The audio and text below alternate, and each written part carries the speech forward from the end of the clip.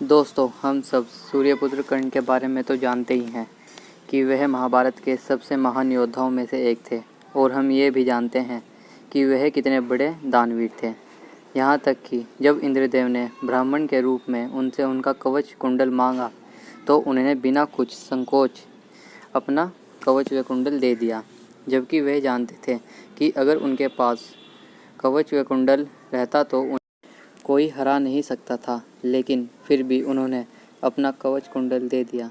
क्या हम यह जानते हैं कि इंद्रदेव ने कवच व कुंडल कहाँ रखा?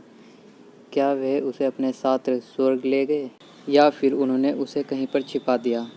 तो मैं आपको इस विषय के बारे में बताने की कोशिश करूँगा, तो आशा करता हूँ कि आपको पसंद आएगा।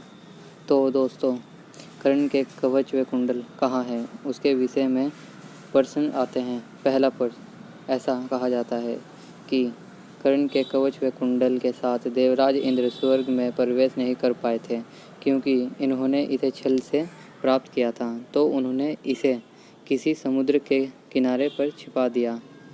जब यह हो रहा था, चंद्रदेव ने देख लिया और उस कवच व कुंडल को चुराकर भागने लगे। तो समुद्रदेव ने उन्हें रोक लिया और इस दिन से समुद्रदेव और चंद्रदेव उस कवच व कुंडल की रक्षा करने लगे।